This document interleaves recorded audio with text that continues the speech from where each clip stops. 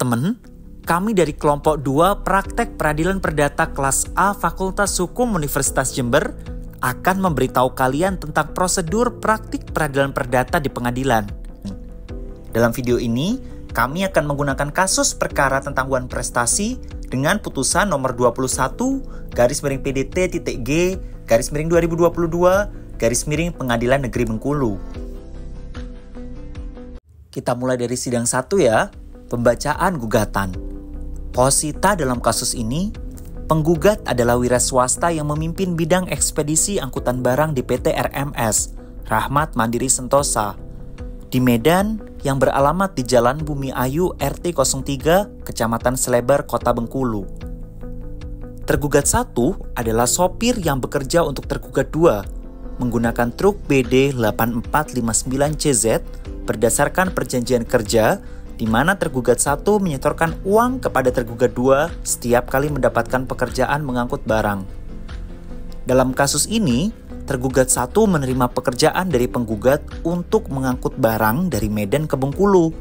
Barang yang diangkut meliputi 10 ton dalam 200 karung goni ke toko Alinda dan 25 ton pupuk NPK dalam 500 karung goni ke PT BSL di Sulau, Bengkulu Selatan. Penggugat memberikan sejumlah uang kepada tergugat 1 untuk melaksanakan pekerjaan tersebut sebesar Rp16.650.000.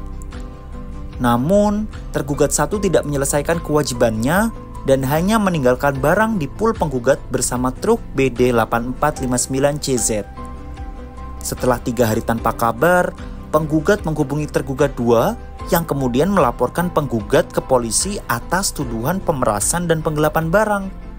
Tergugat 2 berusaha lari dari tanggung jawab dengan mengambil paksa truk BD 8459CZ dari tempat penggugat dan tidak mengganti kerugian yang timbul, meskipun memperoleh keuntungan dari pekerjaan tergugat 1.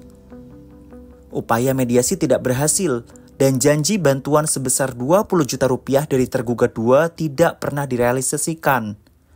Penggugat mengalami kerugian hingga sebesar Rp154.750.000 yang terdiri dari uang yang telah diberikan kepada tergugat 1, kerusakan barang, upah bongkar muat, sewa kendaraan, dan pinjaman uang jalan tambahan.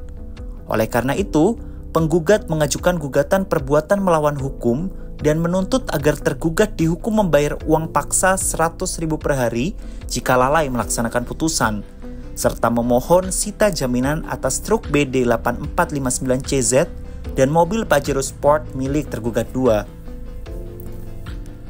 Petitum dalam kasus ini: 1. Mengabulkan gugatan penggugat. 2. Menyatakan tergugat 1 dan tergugat 2 melakukan perbuatan melawan hukum. 3. Menyatakan penggugat berhak menjual atau mengalihkan objek sita jaminan. 4. Menghukum para tergugat membayar kerugian penggugat sebesar Rp159.750.000 secara tanggung renteng. 5. Menyatakan sah sita jaminan terhadap truk BD 8459CZ dan mobil Pajero Sport BD 1745LJ. 6. Menghukum para tergugat membayar uang paksa sebesar Rp100.000 per hari jika lalai menjalankan putusan. Dan 7. Menghukum para tergugat membayar biaya perkara. Sidang 2. Replik dan duplik. Pokok-pokok dalam replik pada dasarnya berisi tentang 1. Dalam konvensi A. Dalam eksepsi 1. Penggugat menolak seluruh dalil-dalil jawaban tergugat. 2. Posita dan petitum gugatan penggugat telah jelas, lengkap, dan sesuai. 3. Posita halaman 2 nomor 5 tergugat 2 keberatan dan minta keadilan. B. Dalam pokok perkara 1. Penggugat adalah pimpinan ekspedisi angkutan barang PT RMS Rahmat Mandiri Sentosa. 2. Tergugat 1 adalah anak buah tergugat 2 yang diberi kewenangan untuk mengendarai truk BD 8459CZ milik tergugat 2 sebagai angkutan barang ekspedisi. 3. Tergugat 2 membantah dalil gugatan penggugat yang menyatakan bahwa tergugat 2 berusaha lari dari tanggung jawab dan hanya mementingkan dirinya sendiri. 4. Tergugat 2 hanya berusaha untuk mengamankan kendaraannya. 5. Penggugat menolak eksepsi tergugat. 2. Dalam rekonvensi 1. Tergugat dalam kedudukannya sekarang sebagai penggugat rekonvensi 2 akan mengajukan gugatan balik terhadap penggugat rekonvensi dalam kedudukannya sekarang sebagai tergugat rekonvensi. 2. Dalil dalam bagian pokok perkara mohon dipandang diulang dan dipergunakan kembali seluruhnya menjadi bagian yang utuh dari dalil-dalil dalam rekonvensi. 3. Mobil penggugat rekonvensi 2 ditahan selama 6 bulan oleh tergugat rekonvensi. 4. Penggugat rekonvensi 2 membantah telah merugikan tergugat rekonvensi. 5. Penggugat rekonvensi 2 merasa dirugikan dan meminta keadilan atas apa yang dilayangkan tergugat rekonvensi kepada penggugat rekonvensi 2. 6. Penggugat rekonvensi 2 tidak lari dari tanggung jawab.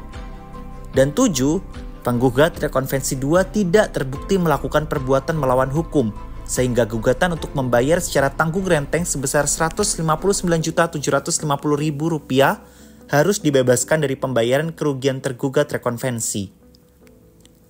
Primer 1. Dalam konvensi A. Dalam eksepsi 1. Menolak eksepsi dari tergugat untuk seluruhnya.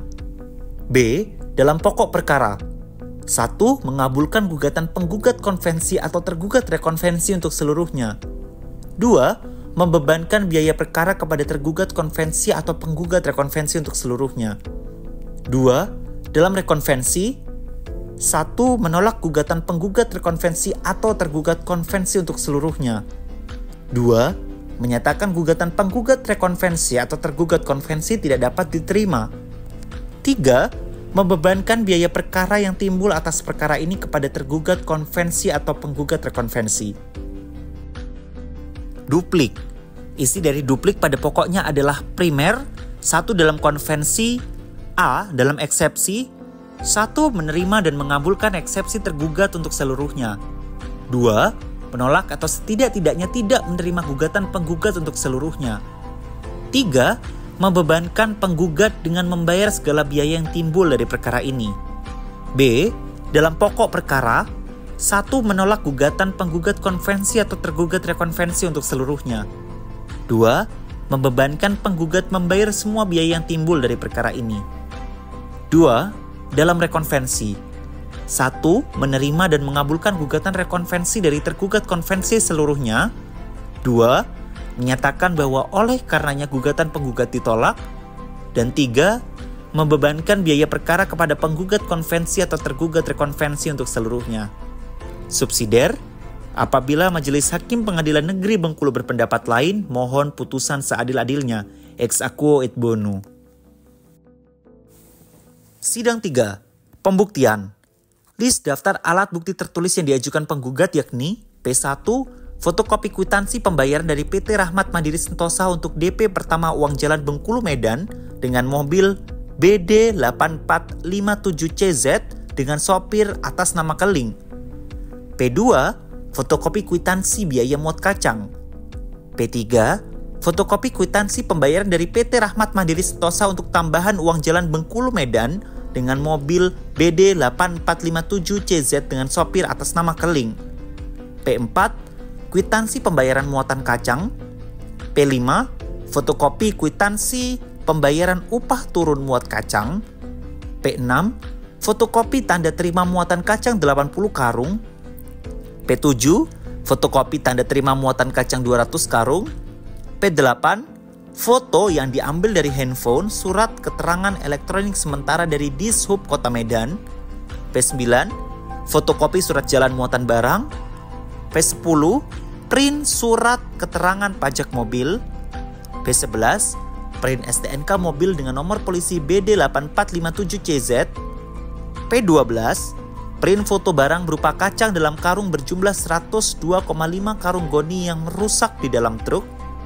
Dan P13, print out bukti tulisan surat yang menyatakan bahwa tergugat telah mengambil truk pengangkut barang perkara akuo. Selanjutnya keterangan saksi penggugat. Saksi pertama, Dalton Hezekiel Sianturi. Saksi pertama dari penggugat yang merupakan kernet dari tergugat 1 memberikan keterangan terkait kebenaran bahwasanya tergugat 1 yang membawa muatan kacang dan pupuk serta kronologi selama di perjalanan dari Medan menuju Bengkulu. 2. saksi Muhammad Nikito Mulkan. Saksi kedua dari penggugat yang merupakan seorang kuli bongkar muat barang dan memberi keterangan bahwasannya barang tiba dalam kondisi sudah busuk. Dan 3, saksi Ivan Cesar Ramadan. Saksi ketiga dari penggugat yang merupakan kuli bongkar muat barang yang memberikan keterangan bahwasannya barang tiba dalam keadaan basah dan busuk. Selanjutnya, alat bukti tertulis yang diajukan tergugat. T1, fotokopi STNK kendaraan roda 4 atas nama CV Bara Kencana. T2, fotokopi surat keterangan PT Adira Dinamika. T3, fotokopi surat keterangan PT Adira Dinamika. Kemudian, alat bukti saksi tergugat. Saksi T1, Ulfa Sitalestika, untuk membuktikan bahwasanya mobil milik tergugat 1 masih kredit dan untuk membuktikan bahwa tergugat 2 sempat mencari keberadaan tergugat 1 tetapi tidak diketahui lagi di mana dan nomornya sudah tidak aktif, serta saksi dikuasakan untuk mengambil mobil jenis tronton. Saksi tergugat 2, Ines Cahya Ayuning Tias, untuk membuktikan pihak tergugat 2 sudah rugi akibat mobilnya ditahan oleh penggugat. Dan saksi membuat surat tentang pengambilan mobil tersebut bahwa mobil yang diambil tersebut benar mobil tergugat 2. Sidang 4. Pembacaan putusan. Perkara ini telah melewati rangkaian pertimbangan oleh majelis hakim. Dengan itu, hakim menjatuhkan putusan sebagaimana berikut. 1.